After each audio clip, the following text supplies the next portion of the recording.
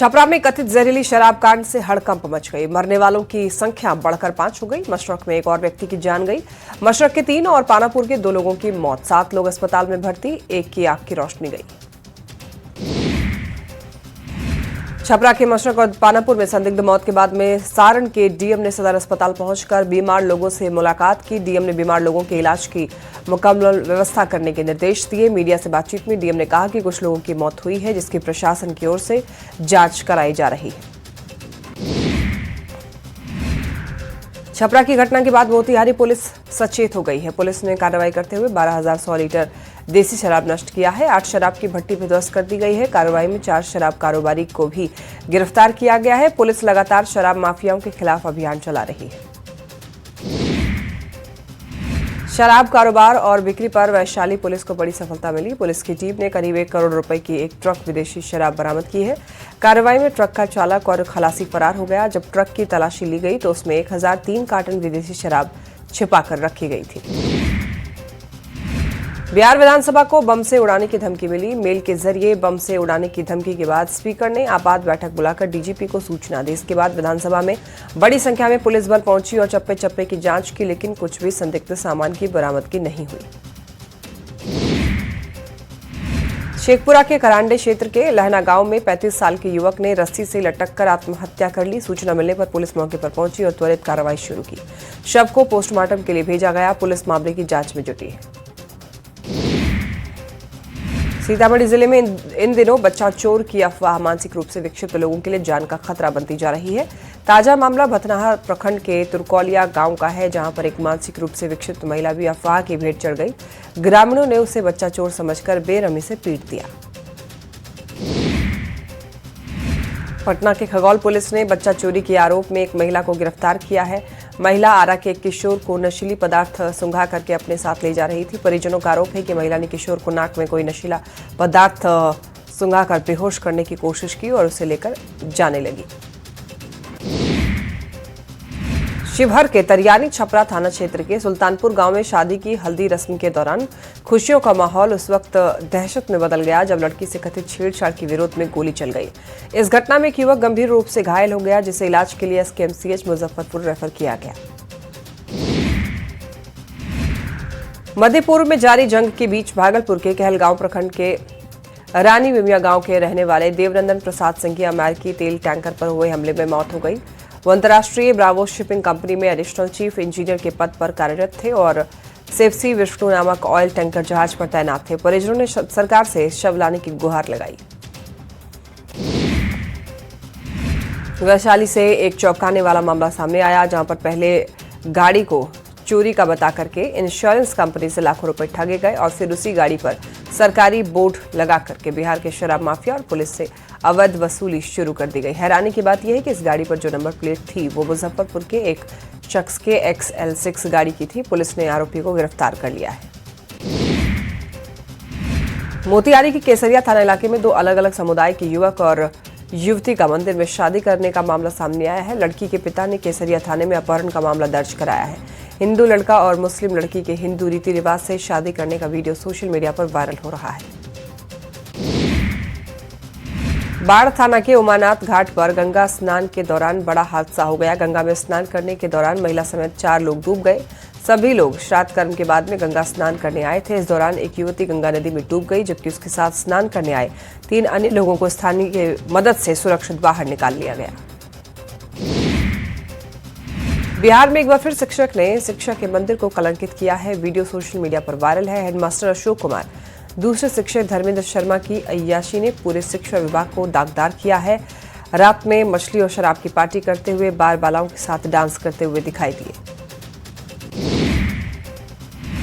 साहिबगंज के मेकिमपुर पंचायत के सरकंडा गांव में गंगा नदी में डूबने से एक ही परिवार के 2 बच्चों की मौत हो गई। दोनों सगे भाई थे। दोनों गुरुवार की शाम से लापता थे। गांव के लोगों ने गंगा नदी के किनारे बच्चों के कपड़े और चप्पल देखा तो परिजनों को सूचना दी। चतरा के संगरी घाटी में भीषण सड़क हादसा हुआ। चतरा गया मुख्य मार्ग पर एक अनियंत्रित कंटेनर पलटने के बाद पीछे से आ रहे करीब 6 हैवर ट्रक आपस में टकरा गए और इस हादसे में एक शख्स की मौके पर ही मौत हो गई, जबकि कई गाड़ियां क्षतिग्रस्त हुई। देवघर के भू अर्जुन कार्यालय में एसीबी की टीम ने छापेमारी की। एसीबी की टीम ने कार्यालय के बड़ा बाबू निरंजन कुमार और प्यून नूनदेव यादव को रिश्वत लेते हुए रंगे हाथ गिरफ्तार किया है। जानकारी के मुताबिक जमीन से संबंधित एक मामले को निपटाने के लिए आवेदक से 5% घूस की मांग की जा रही थी। सदन में धनबाद के अशरफी अस्पताल द्वारा 20,000 रुपए के भुगतान नहीं होने पर शव को बंधक बनाने का मुद्दा गूंजा।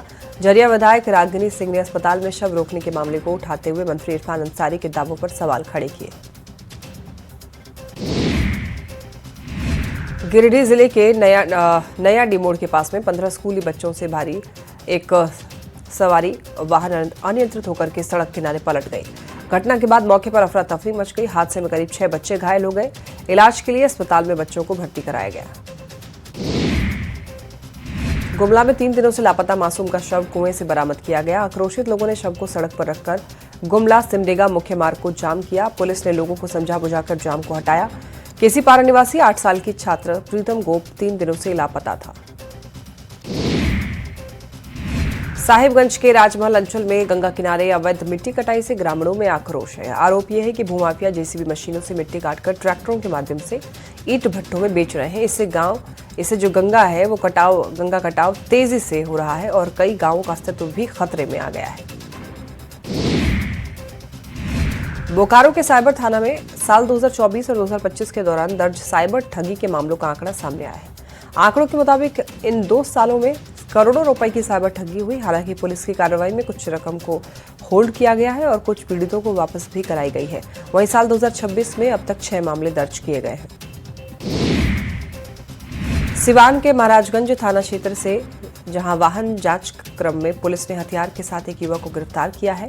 वाहन जांच के क्रम में आकाशी मोड़ की ओर से आ रहे एक संदिग्ध युवक को पुलिस ने रोकने का प्रयास किया तो भागने लगा।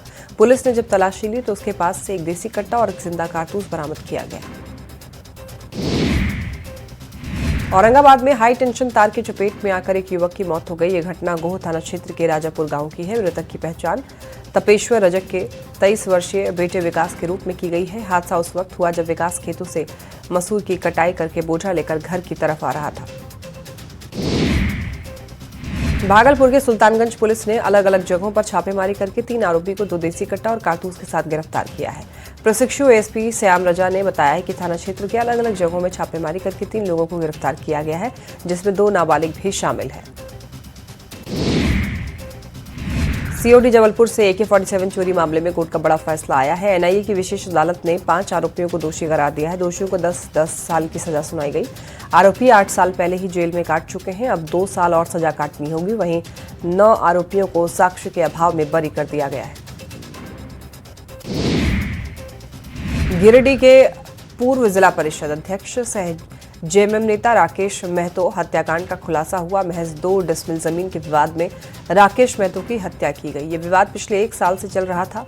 इसे लेकर 25 अक्टूबर 2025 को राकेश महतो ने एसडीएम से शिकायत करके कब्जा करने का आरोप लगाया था। बोकारो पुलिस ने सरकारी स्कूलों से एलईडी टीवी और टैब चोरी करने वाले 2 शातिर चोरों को गिरफ्तार किया है। एसपी के निर्देश पर गठित टीम ने कार्रवाई करते हुए चोरी का सामान भी बरामद किया गया। एसपी अरविंदर सिंह ने बताया कि 4 मार्च को चंद्रपुरा थाना क्षेत्र के एक सरकारी स्कूल में चोरी की घटना हुई थी। गोपालगंज पुलिस ने 2 महीने से फरार चल रहे आर्म्स एक्ट के आरोपी रंजय यादव के घर दबिश दी गई। छापेमारी के बाद पुलिस ने डुगडुगी बजाकर न्यायालय से जारी आदेश पर इश्तेहार चस्पा किया। पुलिस का कहना है कि 27 जनवरी को आर्म्स एक्ट के मामले में रंजय यादव को अभियुक्त बनाया गया था, तब से आरोपी फरार है। मोतिहारी में शराब पीकर हुड़दंग करने वालों के खिलाफ मोतिहारी पुलिस ने बड़ी कार्रवाई की है। पुलिस ने 8 शराबियों को गिरफ्तार करके जेल भेजा है। एक शादी समारोह में 8 व्यक्ति शराब का सेवन करके हुड़दंग कर रहे थे। इसके बाद गांव के लोगों ने इसकी सूचना स्थानीय थाने को दी। गया बोधगया सड़क मार्ग के सिवधर बीघा के पास में तेज रफ्तार स्कूली बस ने एक स्कूटी सवार को जोरदार टक्कर मारी। एक युवक की दर्दनाक मौत हो गई। घटना के बाद चालक बस लेकर के फरार हो गया। वहीं घटना के बाद स्थानीय लोगों ने काफी देर तक सड़क जाम कर दिया। धनबाद के कल्याणपुर नेशनल हाईवे 19 पर कुछ घंटों के अंतर पर ही 2 ट्रक पलट गई। पहली बड़ी घटना कल्याणपुर नेशनल हाईवे पर हुई।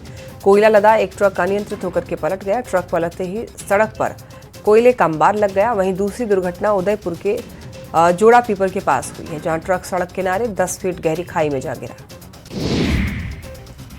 हजारीबाग के बरही थाना क्षेत्र के जवाहर घाट स्थित डैम में गिरे मछली लदे ट्रक को देर रात क्रेन की मदद से बाहर निकाला गया। हालांकि हादसे के बाद से ट्रक चालक का अब तक कोई पता नहीं चला है। शव अब भी डैम के पानी में ही लापता बताया जा रहा है। राष्ट्रीय कोलियरी मजदूर यूनियन के बैनर तले सीसीएल बड़का सयाल एरिया में शुरू अनिश्चितकालीन भूख हड़ताल को महाप्रबंधक ने खत्म करा दिया। आउटसोर्सिंग कंपनियों ने अनियमितता और उड़ीमारी पीओ के खिलाफ पूर्व फौजी एचएन यादव भूख हड़ताल पर बैठे थे। सीएम नीतीश की समृद्धि यात्रा का आज 5वां दिन है और 5वें दिन बेगूसराय और शेखपुरा का दौरा करेंगे। विकास योजना की समीक्षा करेंगे। सीएम नीतीश कुमार जनता से संवाद करेंगे, साथ ही अधिकारियों के साथ विकास पर मंथन करेंगे। समृद्धि यात्रा के चौथे दिन मुख्यमंत्री नीतीश कुमार सबसे पहले सहरसा पहुंचे, जहां उन्होंने करोड़ों की विकास योजनाओं की सौगात दी और जीविका दीदियों से संवाद किया। मुख्यमंत्री ने 512 करोड़ की योजना की सौगात दी, जिसमें 90 करोड़ की 20 योजनाओं का शिलान्यास और 286 करोड़ की 70 योजनाओं का उद्घाटन शामिल है। मुख्यमंत्री नीतीश कुमार समृद्धि यात्रा को लेकर सहरसा से खगड़िया पहुंचे। उनके साथ उप मुख्यमंत्री सम्राट चौधरी, मंत्री विजय चौधरी और मदन सहनी भी मौजूद रहे। मुख्यमंत्री नीतीश कुमार खगड़िया के बाईपास सड़क का निरीक्षण किया। इसके बाद संसारपुर मैदान में कई विभाग की ओर से लगाए गए स्टॉल का भी जायजा लिया। मुख्यमंत्री नीतीश कुमार के बेटे निशांत कुमार इन दिनों बिहार की राजनीति में चर्चा के केंद्र में है। हाल ही में उन्होंने औपचारिक रूप से जेडीयू की सदस्यता लेकर सक्रिय राजनीति में कदम रखा है और इसी बीच कल्याण बिघा की इंडोर शूटिंग रेंज में निशानेबाजी करते उनकी एक तस्वीर सामने आई है, जिसने सियासी हलकों में नई बहस छेड़ दी है। सीएम हेमंत सोरेन ने झारखंड पुलिस के लिए बड़ी सौगात दी। झारखंड पुलिस को अत्याधुनिक गाड़ी और टेक्नोलॉजी से लैस करने की बड़ी कवायद तेज कर दी गई। 636 पेट्रोलिंग वाहन सौंपने की तैयारी है। पुलिस को 849 दोपहिया वाहन भी दिए जाएंगे। झारखंड विधानसभा परिसर में कार्यक्रम आयोजित की गई है। ईरान ने भारत को बड़ी राहत देते हुए एलपीजी से भरे 2 टैंकर स्ट्रेट ऑफ हॉर्मुज से ले जाने के लिए ग्रीन सिग्नल दे दी है। पश्चिम एशिया के हालात के बीच ईरान का ये फैसला अहम माना जा रहा है। अफवाहों के बीच सीतामढ़ी में रसोई गैस की किल्लत से हाहाकार मचा हुआ है। सिलेंडर के लिए सुबह से लंबी कतारें लगी है। हालात ऐसे हैं कि उपभोक्ताओं को गैस सिलेंडर लेने के लिए सुबह से ही गैस एजेंसियों के बाहर लंबी लाइनों में लगना पड़ रहा है।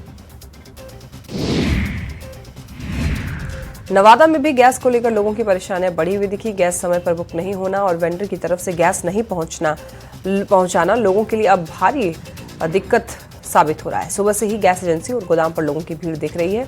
गैस सिलेंडर लेकर सीधे गोदाम पहुंच जा रहे हैं लोग और लोगों को गैस नहीं मिल पा रही है। एलपीजी गैस संकट की अफवाह का असर गोपालगंज में भी दिखने लगा। सुबह से गैस एजेंसी के बाहर लोगों की लंबी कतारें देखने को मिली। उपभोक्ताओं का कहना है कि वो 2 दिन एजेंसी आ रहे हैं 2 दिन से, लेकिन उन्हें गैस नहीं मिल पा रही है, जबकि उन्होंने ऑनलाइन बुकिंग भी की थी, लाइन में भी लगे हुए थे। उनका कहना है कि रमजान के महीने में गैस की मांग और ज्यादा बढ़ गई है। झारखंड विधानसभा का बजट सत्र जारी है। 13वें दिन सत्ता पक्ष और विपक्ष के विधायक विधानसभा परिसर के बाहर अलग अलग मुद्दों पर धरना प्रदर्शन और नारेबाजी करते हुए दिख रहे हैं। एक और महागठबंधन के विधायक गैस की किल्लत को लेकर हाथ में बैनर, पोस्टर और नारेबाजी करते हुए दिखे, तो वहीं दूसरी ओर बीजेपी विधायकों ने भी धरना प्रदर्शन किया, नारेबाजी की। जामताड़ा में गैस सिलेंडर की बुकिंग बंद होने से लोगों को काफी मुश्किलों का सामना करना पड़ रहा है। गैस सिलेंडर की उपलब्धता रहने के बावजूद बुकिंग नहीं होने से वितरण व्यवस्था प्रभावित हो गई है। कई जगह सर्वर की तकनीकी समस्या और सप्लाई चेन में रुकावट के कारण उपभोक्ताओं को गैस नहीं मिल पा रही है। राजधानी रांची में घरेलू गैस सिलेंडर को लेकर हर दिन लंबी कतार नजर आ रही है। बड़ा तालाब के पास में इंडियन गैस उपभोक्ताओं की लंबी कतार नजर आई। घर में रसोई गैस को लेकर उपभोक्ता सुबह से ही लाइन में लग रहे हैं। उपभोक्ताओं की अगर माने तो कतार जितनी लंबी लगती है उतना सिलेंडर लोगों को नहीं मिल पाता है। सुपौल में एलपीजी गैस की किल्लत की फैल रही खबरों के बीच डीएम ने उपभोक्ताओं से अपील की। उन्होंने कहा कि वो किसी भी प्रकार की अफवाहों पर ध्यान न दें। डीएम ने स्पष्ट किया कि जिले में एलपीजी गैस की कोई कमी नहीं है। आपूर्ति पूरी तरह सामान्य है। झारखंड विधानसभा के बजट सत्र के 13वें दिन एलपीजी गैस की किल्लत को लेकर सत्ता पक्ष के विधायकों ने विधानसभा के मुख्य द्वार पर जोरदार प्रदर्शन किया। बैनर और पोस्टर के साथ पहुंचे विधायकों ने केंद्र सरकार पर गैस की आपूर्ति सुनिश्चित करने की मांग की। वहीं विधानसभा के अंदर भी हंगामा हुआ।